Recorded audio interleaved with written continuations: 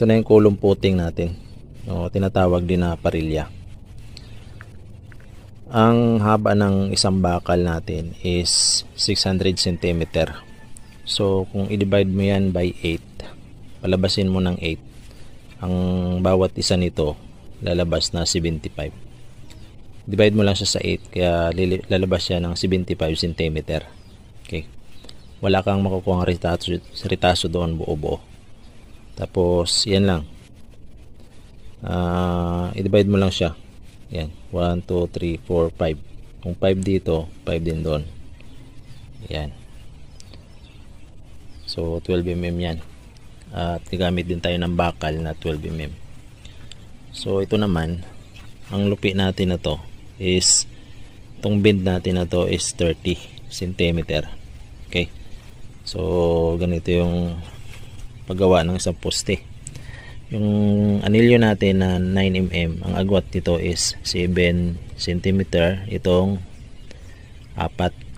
Tapos itong 4 din na to is 10 cm. Tapos 15 na ito, 15 cm. Yan, hanggang doon sa taas, pwede mo nang gawing 20 pagdating na banda ron sa kalagitnaan, 20 cm. So pwede na natin siya ilagay doon sa parilya natin. Okay, pwede na natin siya tali doon bago natin ilagay doon sa butas, bago natin sukutan yung butas na actual natin ilalagay siya doon, para masukat natin ang sakto ang butas doon sa layout natin ng bahay.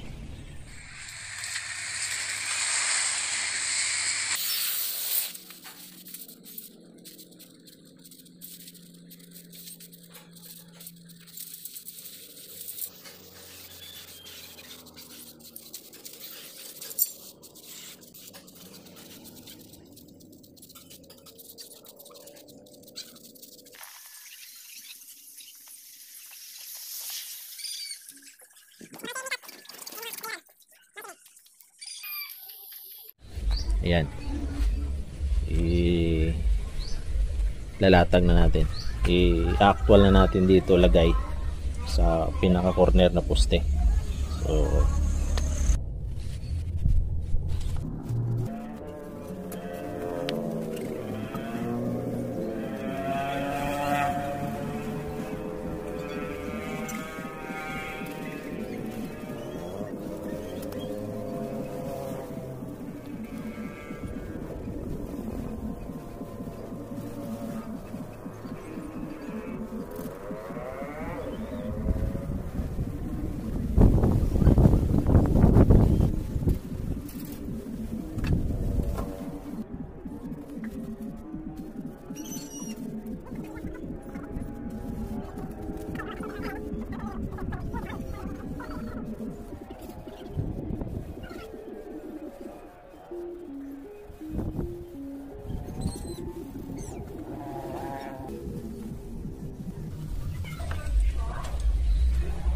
So ayan, nasa gitna na yung tangsi natin.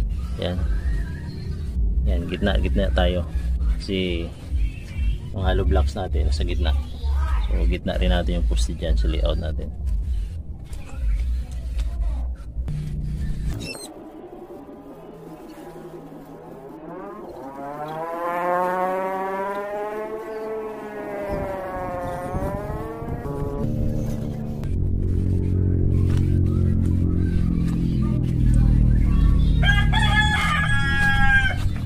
So ayan, yan, pwede na natin ukayan. Yan, maganda kasi pag inaktual mo siya lagay, saktong sakto yung hukay mo. Yan, gitnang gitna.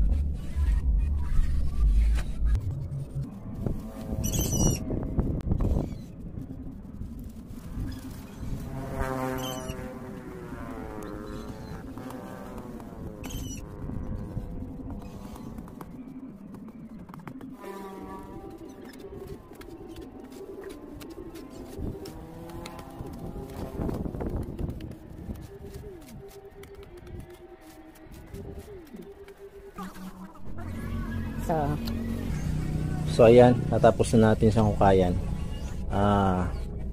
sukatin na natin kung gaano to kalalim. So yung tali na yan dapat nakalibil yan. Yan, dapat i-level mo muna yan gamit ang levelos. So tingnan natin kung gaano kalalim.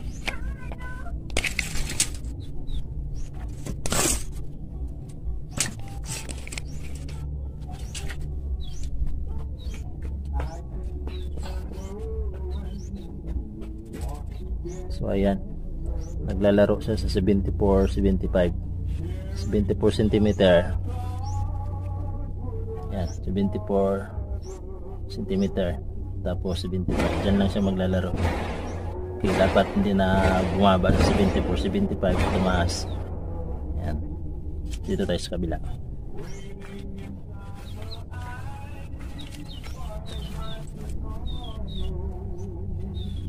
So ayan din. Yan. Okay, yan. 74-75. Nalaro lang siya dyan.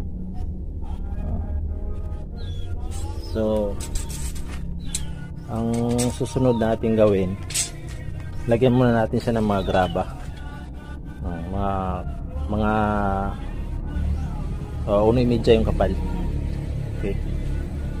Mga kapal niya is mga wala. Okay. Mga kapal niya na yan, 3 cm. Ganyan yung kapal na ilagay natin graba bago natin ibaba yung poste natin. Yan. Bago natin ibaba itong poste natin.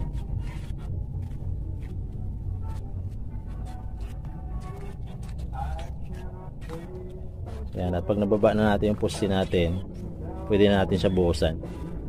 Okay. Bali dito sa gitna na to, dito yung pinakagitna ng poste natin. Yan. Sa nagko-cross na yan.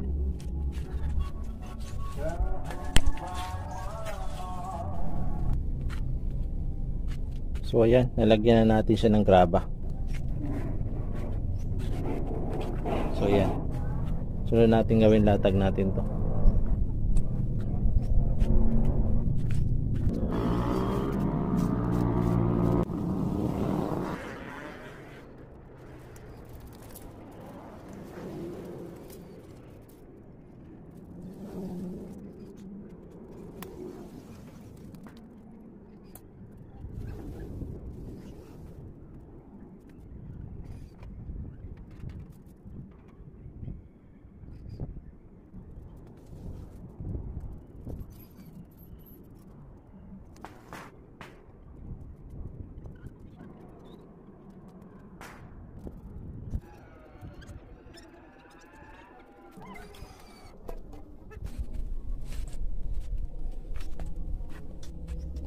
So ayan, nasa gitna siya ng poste.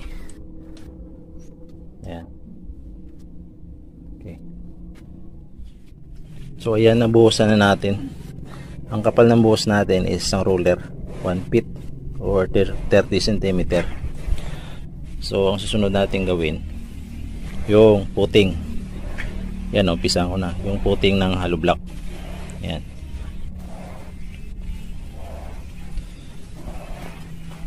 So ayan,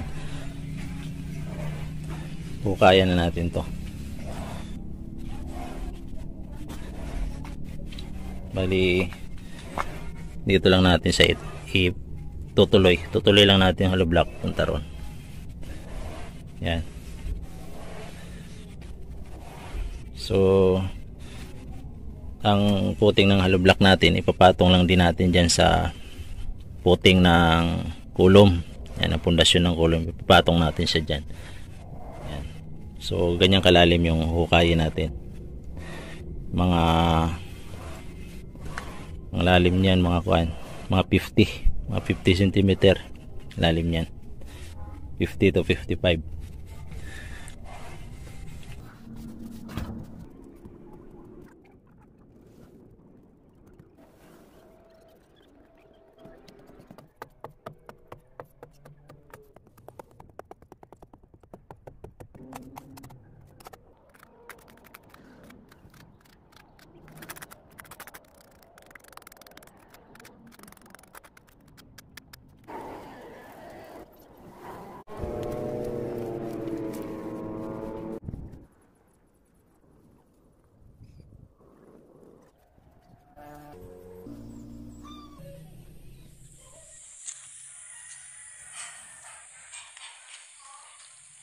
So ayan, natapos na natin ukayan.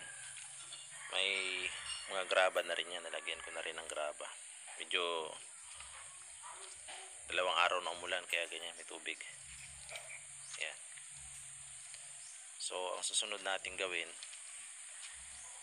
ilalatag na natin yung mga bakal para dyan sa puting ng hollow block natin o yung pinakaparilya nya. Ilalatag na natin dyan. So ito, may mga bakal na tayong nagawa para sa parilya at sa mga vertical para sa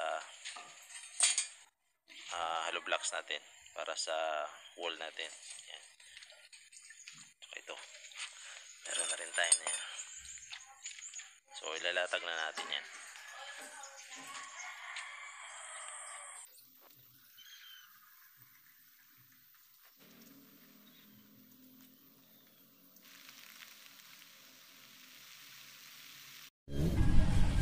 So ayan, natapos na natin ilatag ang wall footing natin. Ayan, mga parilya na siya. Pwede na natin siyang buhusan. Dito banda hindi ko na nilagyan ng ganyan yung parilya kasi itong poste na to may sarili na itong parilya. Buhusan na lang natin yan. Yan, buhusan na natin yan. So ang agwat ng poste natin, yan, ang agwat ng poste natin is 3 meter. Kung napapansin nyo, dito is 6 na 12 mm ang nilagay ko. Dito kasi maglalagay ako ng slab. Yan, magmula dyan sa poste punta roon, maglalagay ako ng slab. Bali sa kabila nito, yung kwarto na. Yan, bali ito sala to, itong nilalayout ko. So dito napansin nyo rin na 4 lang na 12 kasi hindi naman ako rito mag slab, yero na dito yung kalahati, kaya ayan, 4 lang na 12. So ang distansya ng bakal natin ito is 70 cm yan. Okay, 70 cm yan.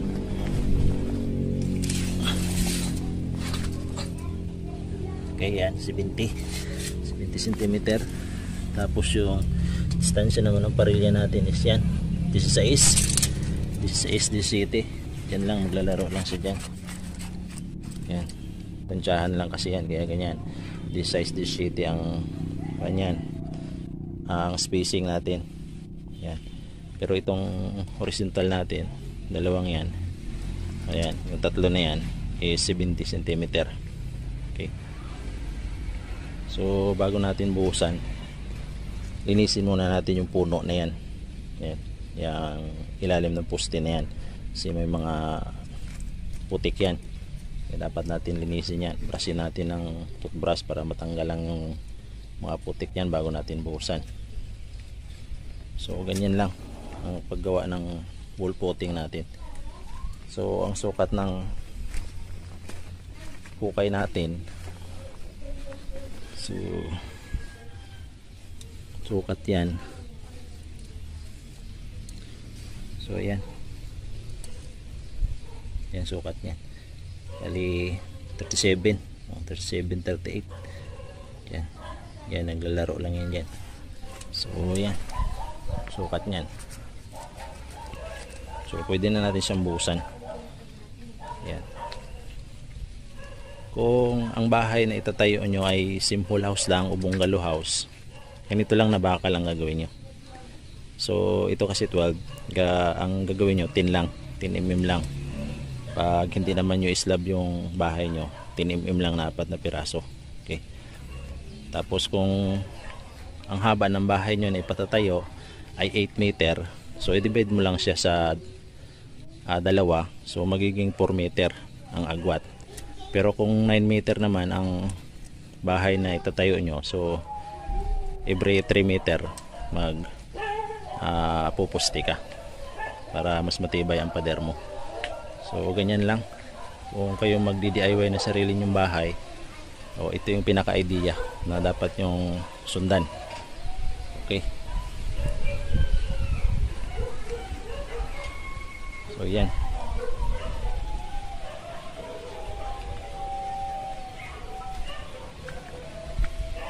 susunod natin gawin, bubuhusan to. Tapos mag-asintada na tayo.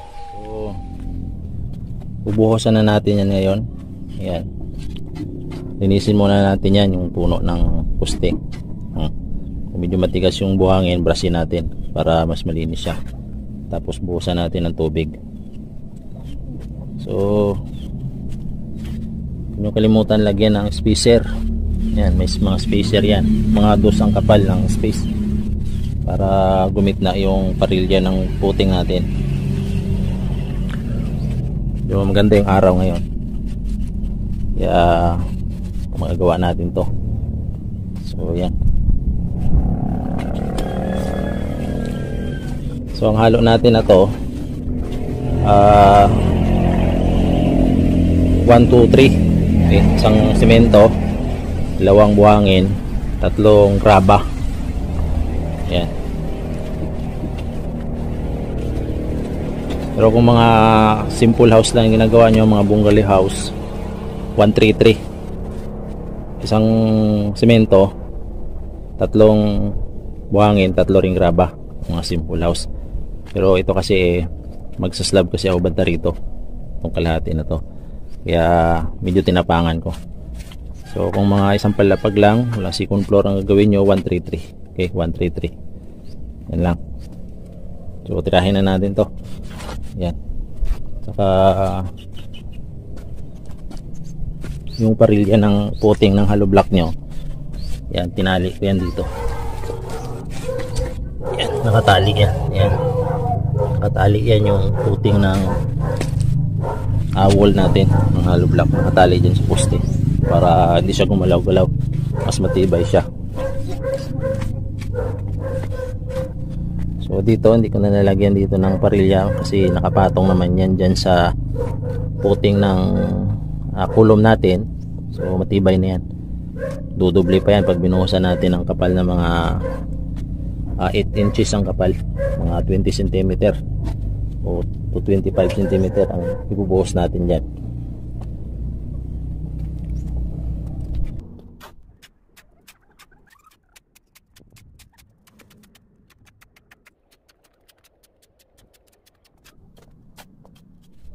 So ayan na, nahalo na natin.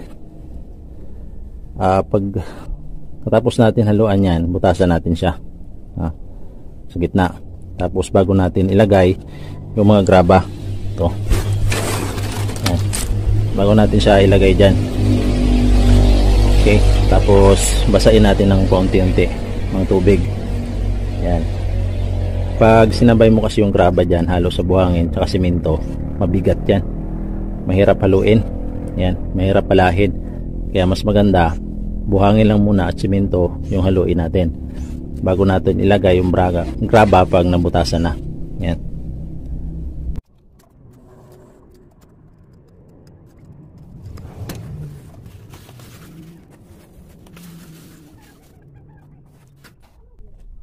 So ayan na, nalagay na natin yung graba. Pwede natin siya basain na, unti-unting basa. Lagyan muna natin sa gitna ng konting tubig, tapos basain natin paikot para sumipsip na siya.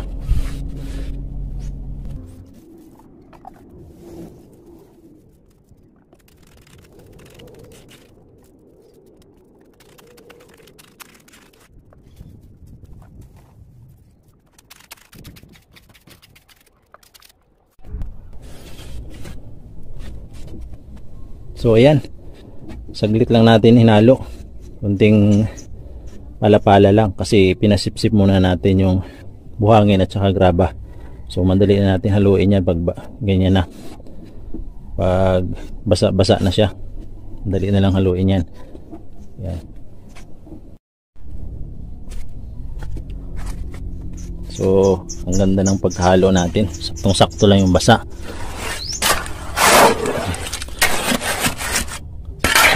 Ayan. Sakto lang.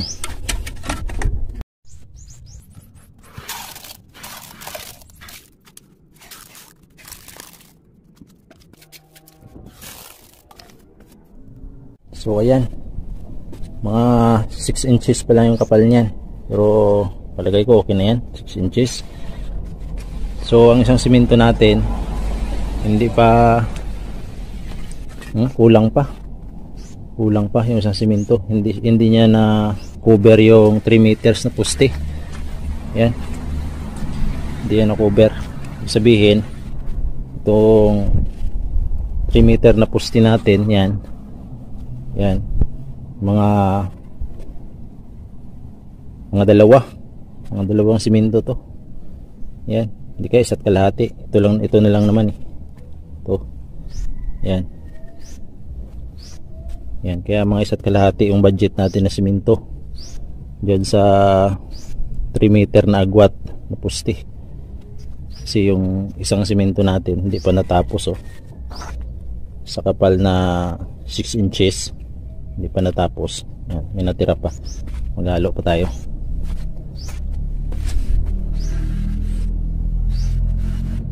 So natapos na natin buhusan.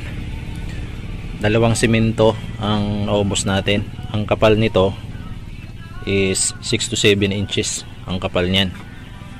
Okay, tapos ang lapad ng butas natin is 38. Okay, 38 cm ang lapad ng butas natin. Yan, so nakaubos tayo ng 2 simento. So ang nabuhusan natin mula rito, yan sa corner hanggang doon is mga 5 metro. Yan, kasi itong poste natin 3 meter to, ay may 1 metro pa doon, tapos dito mga 1 metro din, so mga 5 meter. So may idea na kayo kung gaano karami na simento ang mabubuhos sa puting nyo pag nagputing kayo ng hollow block sa 5 metro, 2 simento. Okay, 133 o 123 ang halo, pero dito sa akin 123 to. Okay, so kung 133 ang halo nyo, mas mahaba pang makukover nyan. So kung kapalan nyo ng mga 8, yun, mga 4 meter siguro makukover yan kung kakapalan nyo ng 8 yung kapal ng buhos ninyo dyan sa puting ng hollow block. So 2 oras ko itong ginawa. Bali ako lahat naka-ready na naman yung tubig, simento at saka buhangin at graba. 2 oras ko ito ginawa yung itong yan. So kung 2 kayo gagawa, may isa ka pang alalay, mga 1 oras mo lang magagawa yan. So meron ako yung idea sa kapasidad ng isang mason kung gaano ka laki ang magagawa niya sa isang o sa 2 oras dito sa puting na to na 5 metro. So kung 2 kayo gagawa, mga 1 oras lang kaya nyo na yan, basta ready na lahat. Yan, okay. So yan, kaya kung magpagawa kayo yan ng ganito kahabang puting, ma-estimate nyo na kung ilang oras nila matatapos, depende sa tao. Halimbawa ang haba ng pabubuhusan mo is mga 10 meter, yan, kung 2 sila, so 2 oras lang tapos nila yung 10 meter buhusan, basta prepare na lahat. So kahit 2 tao kayang-kaya yan.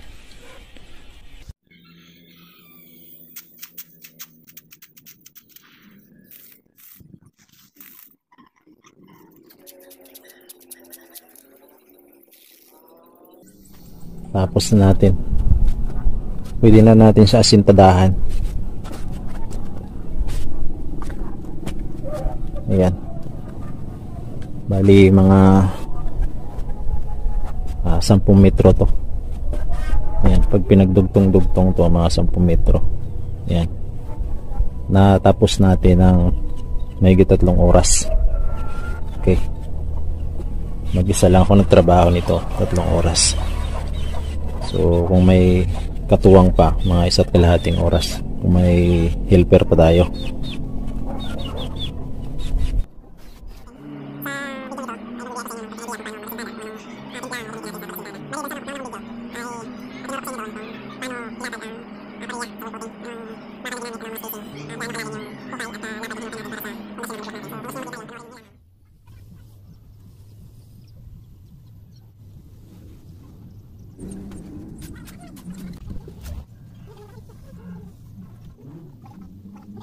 at 3 patong tayo ng asintada na. Bali ang halo ko nito, ang halo ko ay 4, isang semento, 4 na buhangin. So ganito yung takal natin. So ayan, yan. Yung sakto lang natin siya masara. Takal natin 4. Tapos yung gamit ko dito na buhangin, screen sand 1/2. Yan. Pero kung pino na buhangin ang gamitin nyo tulad sa plastering, 3 lang na buhangin ang gamitin nyo. Ito kasing gamit ko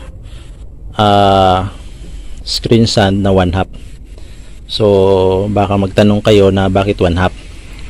Ang layout naman kasi natin ng hollow block, ng block laying natin, ang spacing natin yan bago tayo magpatong, yung mortar natin is 2 cm. Kaya walang problema kung 1/2, hindi pa rin kakalang yung mga bato na maliliit dyan. Parang ganito yan. So ito yung binibistayan ko, 1/2 to. Yan. Ang iba gumagamit sila ng pino, yung parang pamplastering na mortar, pambuhangin. So pino yun. Pero kung ganun yung gamitin nyo, 3 lang. Sa akin 4 kasi may halo tong mga bato-bato naman. Kaya hindi siya ganun ka solid na pino. So matapang pa rin siya. At saka mas matibay siya kasi may mga lumulusot na maliliit na bato na kayang lumusot sa butas na 1/2 inch. Yan. So yan, ang 1/2 kasi halos equivalent niyan is 1 cm. So ang hollow block natin is 20 cm yan. So kung mag-layout tayo dyan, 22 cm ang gamitin natin. Yan. So yan. Tsaka dito sa nagawa ko na to, sa halo ko na 4 na buhangin, 1 na semento, ang nagawa ko halos 27 na hollow block ang nalatag ko sa isang semento. Yan. Pero kung sa pino na halo nyo na pang plastering na bistayan, siguro ang aabot na block laying dyan mga 23 to 22 siguro. Depende naman kasi yan sa butas ng hollow block. May mga butas kasi ng hollow block na sobrang laki. Yun. Kaya nakadepende pa rin yan minsan. Pero dyan lang banda yan. Mga pag ganitong halo ko, tumatakbo siya 27, 28 Yan. Pero kung mas maliit na unti pa yung butas ng hollow block natin, abot ng 30 piraso yung halo natin na 4 isa. So pag mga mga bistayan mo ay nabuhangin ay pang-finishing, pang-plastering, maglalaro lang yan sa 24 pieces to 23 yung mailatag mo na block laying. So naka 3 patong tayo, kailangan na natin maglagay ng horizontal. Ayan. Mas maigi kung ganito. Yan. Tali mo siya rito, tali mo rin sa kabila. Ayan. Ganun din sa kabila para mas matibay ang wall mo na nakakapit sa hollow block. Yan. Tali mo rin siya dyan. Tatali natin dyan, tali rin natin doon. So ganun lang. So pag nagasintada tayo, ang tandaan nyo lagi, yung guide natin na to, huwag nating isagad na dikit sa hollow block. Kasi hindi mo malalaman kung tumutumba na yung hollow block mo kasi nakadikit siya. Kailangan may mga allowance siya na 1 mm to 2 mm. Yan. Huwag mo idikit yung hollow block mo kasi baka tumutumba na, hindi mo alam kasi nakadikit nga. Kailangan laging ganyan, may allowance siya. Yan, okay. So yan, bali pinto natin doon palabas sa terrace natin kabila, yun, sa banda sa may aircon na yun. Tapos ito naman entrance papuntang kwarto. Ito doon. kwarto na banda doon. So yan lang. Bali pag binase natin sa kapasidad ng mason, o sa akin mismo sa experience ko, sa wala akong alalay, nakalatag ako ng 90 piraso na hollow block sa 8 oras. So isang araw yan, nakalatag ako ng 90 pieces na hollow block. Wala akong kasama dyan, sa akin na lahat yan. Yan. Pero kung may alalay ka, siguro makakalatag ka ng mga 130 to 140 na hollow block sa isang araw, o baka mga 150 pa. Sa akin kasi binasi ko to sa akin mismong personal experience na nakalatag ako ng ganun. So pag kayo naggawa ng scope of work, halimbawa pag nagmanage kayo ng sarili nyong bahay, hindi na kayo kuha ng kontraktor, kailangan nyong malaman yung kapasidad ng mga mason para alam nyo kung anong scope of work ang gagawin nyo sa isang araw. So kung may dalawa kang mason, kailangan makalatag sila ng mga 300 pieces na hollow block sa isang araw. So yun lang, sana may nagets kayo, may nakuha kayo sa pagdi-DIY natin ng sariling bahay.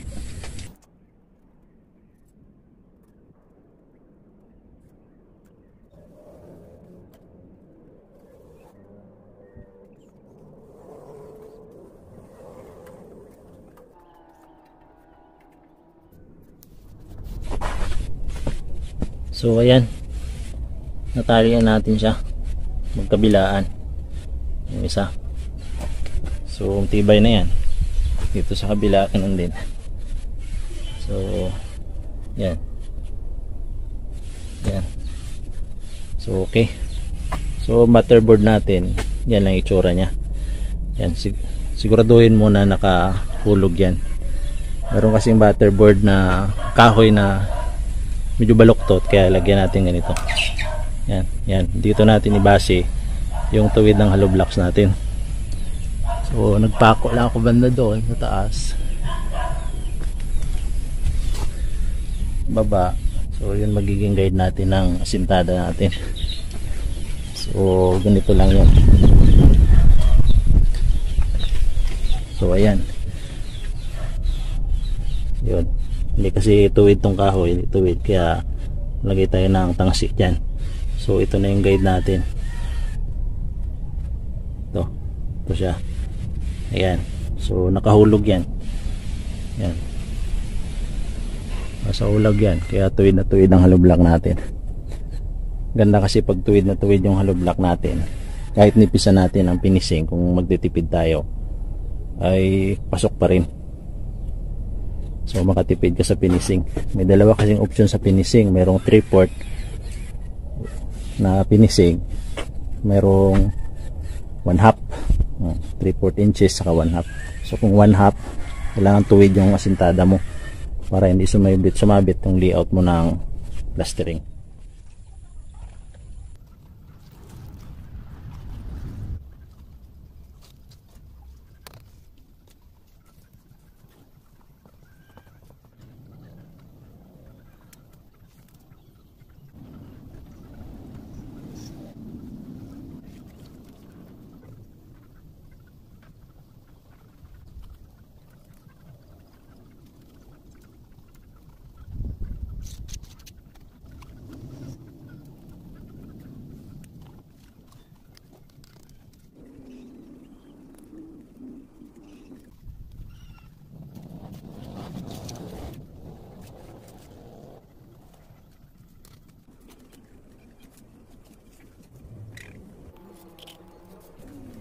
So inuna kong padiran muna bago buhusan yung poste.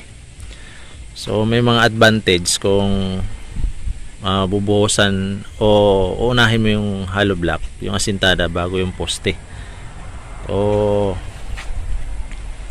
una-una dyan, makakatipid ka sa formas, sa mga forma na gawin mo, kasi hindi buo yung pupurmasan mo. Halimbawa ito, kabilaan lang yung malapad. Tapos ito, hindi na to kakain ng formas yung magkabilaan. So maliit lang naman dito, mga 1 to 2 inch yung yan. So una-una makatipid ka sa formas na gagamitin mo. Tapos mas matibay yung pader mo kasi pag buhos mo, sisiksik dito yung mga binuhos mo. So hindi tulad sa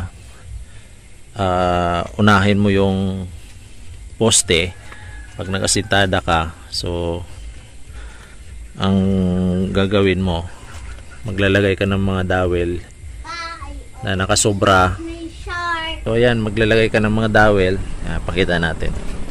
So tulad nito, mga dowel na nakalabas sa poste mo para abang pag nakasintada ka. Bawat isa, dalawa, tatlo.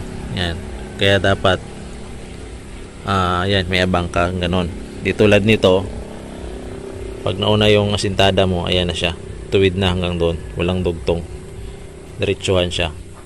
Tapos nakatali pa siya doon sa anilyo. Yan, kabilaan nakatali. So matibay na matibay yung pagkagawa.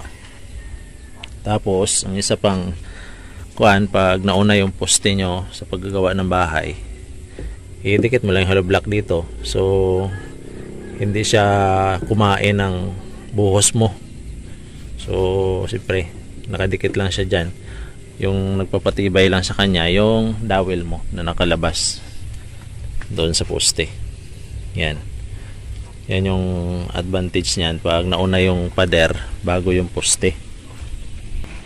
So para hindi kayo mahirapan at gusto niyo patagin nyo na yung kwan, yan, para mawala na yung butas dyan sa hukay nyo, patagin nyo na, puhusan nyo lang ng ganyang kataas, pantay doon sa, umangat lang ng konti doon sa ground, sa kwan nyo, sa lupa, sa pantay sa level ng lupa nyo.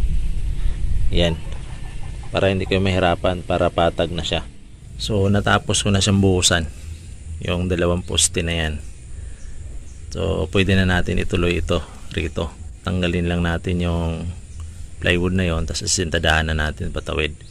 So may bakal na naman na nakaabang, purmasan lang natin yan, yung patungan ng hollow block, sintadahan na natin.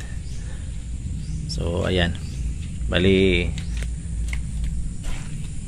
ang naubos ko rito na semento sa dalawang ito is tatlo. Ibig sabihin, tig-isa't kalahati sila. Yan. So hindi kasama yung puting doon sa tatlo. Yung puting nito, dalawa nito, nakaubos din ako ng mga isa't kalahati o tatlo din. So anim ang naubos natin sa dalawang posting to. Yan, 6.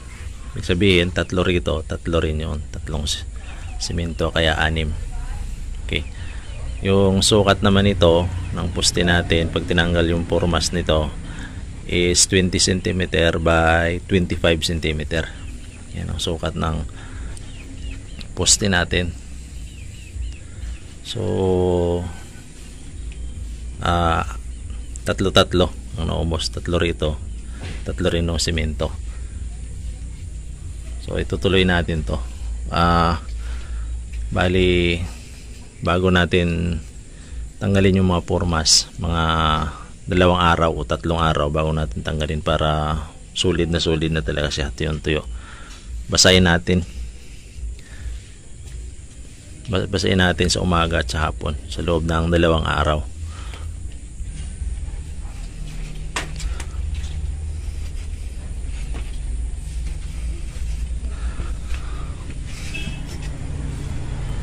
So ayan, pantay lang siya, pantay lang siya dito, pantay lang siya sa hollow block natin. Bali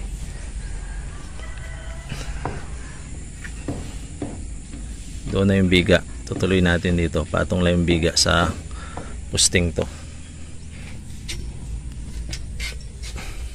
Yan. Pag natanggal na natin yung mga formas, tutuloy na natin yung biga. Ito, paikot dito, yan. Tapos yung biga rin dito, tatawid natin punta rito sa poste. Ganun din dito sa kabila, yan.